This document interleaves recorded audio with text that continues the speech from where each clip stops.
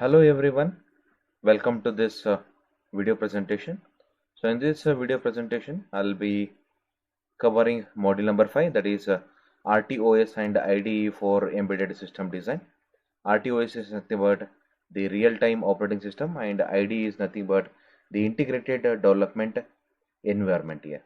So RTOS, real-time operating system, which implies deterministic in timing behavior, and IDE, that is integrated development environment, is a software application that provides facilities to computer programmer for software development here. Now we'll see what all the things we'll be covering in this module. So first we'll deal with the operating system basics. So here we'll see the type of operating system, task, process and threads, then multiprocessing and multitasking, then task communication, task synchronization, issues raising and deadlock, and concept of binary and counting semaphores. Then we'll see how to choose an real-time operating system, and under this we'll see integration and testing of embedded hardware and firmware, and lastly we'll see the embedded system development environment. So there we'll see the block diagram, disassembler, decompiler, then simulator, emulator and debugging techniques, then a target hardware, debugging and boundary scan here. Now we'll see in detail about these contents. So first we'll deal with the operating system. So first we need to understand what is operating system. So usually the operating system will act as a bridge between the user application and the underlying system resources through a set of system functionalities and services here. For example, Android, Windows, Linux are example for the operating systems. Right now you may be using the Android phones, so which Android will act as a operating system, right? So this operating system will act as a bridge between the user applications. So user applications like WhatsApp, Facebook, right? So it will act as a bridge between the user application and the underlying system resources here through a set of system functionalities and services here. So the primary functions of operating systems are make the system convenient to use, then organize and manage the system resources efficiently and correctly here. Now going to the basic components of operating system. Okay, so this figure gives the insight into the basic components of operating system and their interfaces with the rest of the world here. So in this figure we can see the user applications, okay, and the kernel services and underlying hardware here. So kernel is an art of the operating system. So this kernel which gives the services like memory management, process management, time management, file system management, then input output system management here. So this kernel services, which is the heart of the operating system, will act as a bridge between the user applications and underlying hardware here. If suppose user applications want to communicate with the kernel services or the operating system, it requires the application program interfaces here. Now operating system wants to communicate with the underlying hardware, then it requires the device driver interfaces here. Okay, so this figure gives the basic components of the operating system here. So the basic components are the kernel services, memory management, process management, time management, file system management, then input output system management here. Now going to the kernel, we'll understand what is this kernel. So mainly the kernel is the heart of the operating system. So it is responsible for managing the system resources and communication among the hardware and the other system services here. So the kernel is the core of the operating system. So kernel will act as an abstraction layer between the system resources and the user applications, and kernel contain a set of system libraries and services. So for general purpose operating system, the kernel contains different services like memory management, process management, time management, file system management, then input output system management here. Now going to the kernel space and user space, we'll see what is this kernel space and user space. So usually the program code corresponding to the kernel applications or services are kept in an area of primary memory, and it is protected from the unauthorized access by user programs or applications here. So this program code corresponding to the kernel application or services need to be protected here. So what is meant by kernel space? The memory space at which the kernel code is located is known as the kernel space here, and the partitioning of memory into the kernel space. So most of the operating system keep in the kernel application code in main memory, and it is not swapped out into the secondary memory here. So they are all kept into the main memory or primary memory here. User space, all user applications, okay, so your WhatsApp or Facebooks, which are loaded to a specific area of primary memory, and this memory area is referred as what? The user space here. And user space is purely operating system dependent here. Now going to the different type of kernel. So that is a monolithic kernel and micro kernel here. So kernel forms the heart of the operating system, as we know that, and different approaches are adopted for the building an operating system kernels. So based on kernel design, the kernels can be classified into two types. One is monolithic and micro. So monolithic kernel, so in this architecture, all kernel services run in the kernel space only. All kernel modules run within the same memory space under a single kernel thread here. And the major drawback of monolithic kernel is that any error or failure in any one of the kernel modules leads to the crashing of the entire kernel applications here. For example, Linux, Solaris, and MS-DOS kernels here. Then coming to the micro kernel. So the microkernel design incorporates only essential set of operating system services into the kernel, and the rest of the operating system services are implemented in program known as servers, so which runs in user space. The memory management, timer systems, and interrupt handlers are the essential services which forms the part of the microkernel here. So the benefits of microkernel are based on designs are robustness and configurability. So these are the benefits of microkernel here. Robustness: if a problem is encountered in any of the services which runs as a server, can be reconfigured and restarted without restarting the entire OS here. So here the chances of corruption of kernel services are ideally zero here. So this makes the robustness of the microkernel here.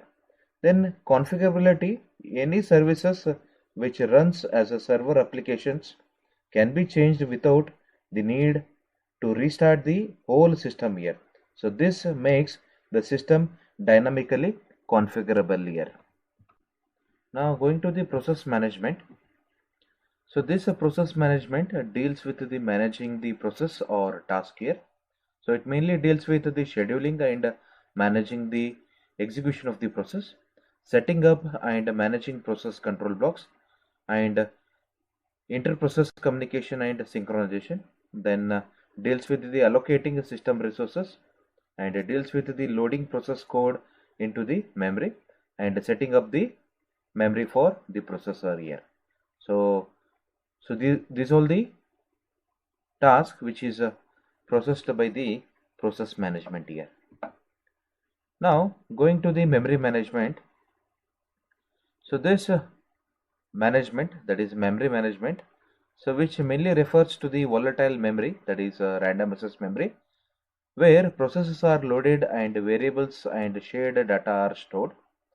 So the memory management unit, that is MMU of the kernel, is responsible for keeping a track of which part of the memory area is currently used by the which process here, and allocating and deallocating memory space on a need basis here. So this is all the memory management. Then coming to the file system management, usually a file is a collection of related information. A file could be program or source code or executable program, or the file can be the text file, image file, word documents, or audio video files, etc.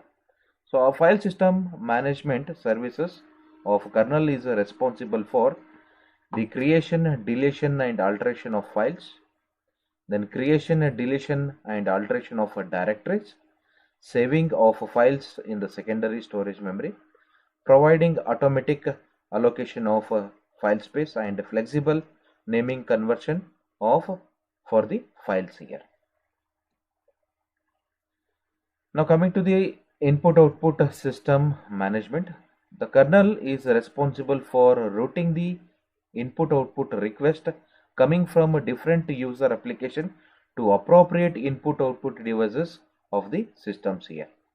So the IO system, in this the kernel maintains a list of IO devices of the system. So it maintains the list of input output devices which are connected to the system, and the device manager of the kernel is responsible for handling all the input output related operations, and the device management is responsible for loading and unloading of device drivers and exchanging information and the system specific control signals to and from the devices here. Now going to the secondary storage memory. So it deals with the managing the secondary storage memory devices connected to the system, if any, and it used as a backup medium for programs and data, as main memory is volatile, and secondary storage is kept in a disk or hard disk, and disk storage allocation, disk scheduling, free disk space management, managing the secondary storage. So this secondary storage management deals with these tasks. Now going to the next part, that is the type of operating systems. So depending on the type of kernel and kernel services and purpose and type of computing system, operating systems can classified into two different types. One is the real-time operating system and another one is the general purpose operating system here. So real-time operating system, so which implies deterministic in timing behavior, and RTOS services consumes only known and expected amounts of time regardless of the number of services here, and real-time operating system implements policies and rules concerning time critical and allocation of system resources here, and real-time operating system decides which applications should run in which order and how much time needs to be allocated for each application here. For example, Windows Embedded Compact, QNX, VxWorks, Micro C, OS2, etc. are example for real-time operating systems here. Then coming to the general purpose operating systems. So the operating system which are deployed in general computing systems are referred as general purpose operating system, and the general purpose operating systems are often quite non-deterministic in behavior.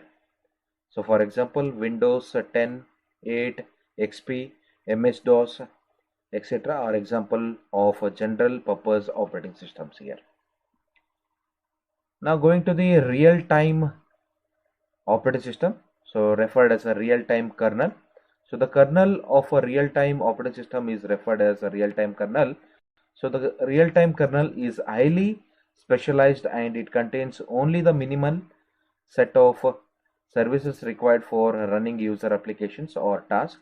So the basic functions of real-time kernel are listed here.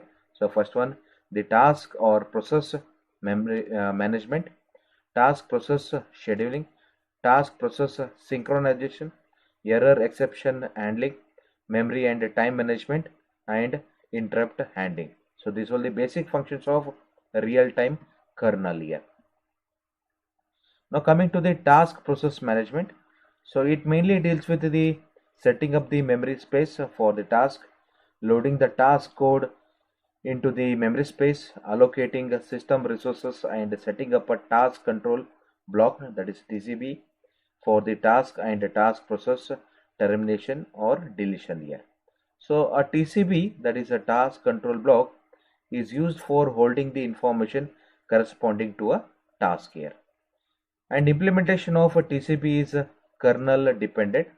The parameters and implementation of the TCB is kernel dependent. So the task control block parameters vary across different kernels based on the task management implementation here. So TCB usually contains the following set of information: the task ID, the task state, the task type, the task priority, the task context pointer, the task memory pointers, the task system resources pointers, task pointers, and other parameters here. Now we'll see in detail about the TCB, which contains a set of information like the task ID. Okay, so task ID that contains a task identification number, task state, so the current state of the task, example the state, if the state of the system is ready, so it is for ready for a task which is ready to execute here. Then task type, so this specifies the type of the task, so the task can be hard real time or soft real time or background task here. Then task priority, so for example if the task priority is set to 1 for task with the priority is equal to 1 here. Then the task context pointer, so the context pointer for context saving, and the task memory pointer pointers to the code memory, data memory, and stack memory for the task, and the task system resources pointers, so pointers to the system resources like semaphores, mutex used by the task here, and task pointers pointers to the other TCBs for preceding, next, and waiting task here. Now going to the task or process scheduling and synchronization. Scheduling, which deals with the sharing the CPU among various tasks or process. A kernel application called scheduler, which handles the task scheduling, and the scheduler is an algorithm implementation which performs the efficient and optimal scheduling of tasks to provide a deterministic behavior. Whereas synchronization, which deals with the synchronizing the concurrent access of a resource which is shared across multiple tasks and the communication between various tasks here. Now going to the error exception and handling, which deals with the registering and handling the errors occurred during the execution of the task. For example, insufficient memory, timeouts, bus error, divide by zero, deadlocks, deadline missing, and unknown instruction execution are examples of error or exceptions here. Now error exception can happen at kernel level, service, or at the task level here. So the operating system kernel gives the information about the error in the form of a system calls that is called API here. So deadlock is an example for kernel level exception, and a timeout is an example for task level exception here. A deadlock is a situation where a set of processes are blocked because each process is holding our source and waiting for another resource acquired by some other process here. Whereas a timeouts and a retry, the task retries an event or a message certain number of times. If there is no response is received after exhausting the limit, the future might be aborted here. Now memory management. The memory management function of a real-time operating system kernel is slightly different compared to the general purpose operating system. So in general, the memory allocation time increases depending on the size of the block of memory needed to be allocated and the state of the allocated memory blocks here. Real-time operating system achieves predictable timing and deterministic behavior by compromising the effectiveness of memory location here. And real-time operating system generally uses block. So RTOS kernel uses blocks of a fixed size of a dynamic memory, and the block is allocated for a task on a need basis here. The blocks are stored in a free buffer queue here.